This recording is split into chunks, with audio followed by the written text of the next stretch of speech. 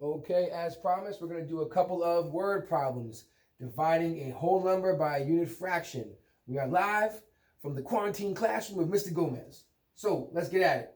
Aaliyah is baking a cake that requires 8 cups of flour, but she only has a measuring cup large enough for a half a cup at a time.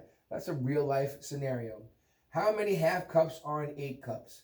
Well, we can clearly say 8 divided by 1/2 is our problem. If I wanted to, I could draw 8 equal cups, and then I would cut them all in half, right? And I would say to myself, I can label each one half, or I could say 1, 2, 3, 4, 5, 6, 7, 8, 9, 10, 11, 12, 13, 14, 15, 16.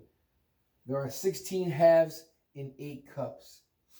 Another way, one of the videos on the internet will show you, is a mnemonic, keeping the number, changing the sign, and flipping the fraction to its reciprocal.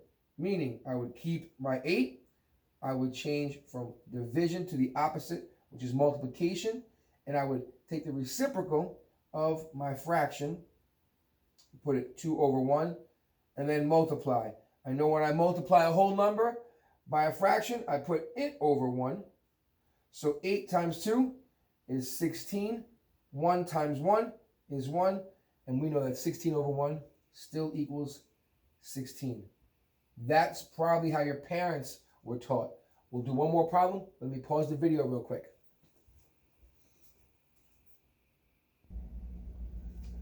Okay, so here we have a different problem. Juliet wants to cut 1/3 strips of ribbon from a strip that is a total of 4 feet long. How many total pieces can she cut? So she's taking the total 4 feet and cutting it into 1/3 pieces. So each foot is going to be cut into thirds. So you're looking at 4 divided by 1/3. So if I say 1 foot gets cut into thirds, this would be 1/3, 1/3, and 1/3.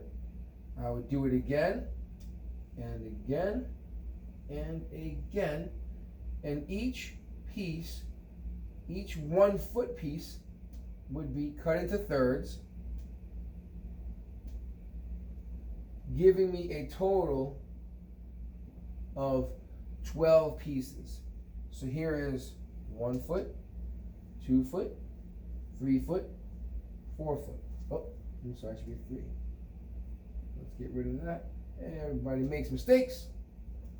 So now, 3 over 3 is 1. 3 over 3, again, 1. 3 over 3, 1. 3 over 3, 1. Total of 4 feet, 12 1/3 strips out of a 4 foot piece of ribbon. Like I said before, take your whole number.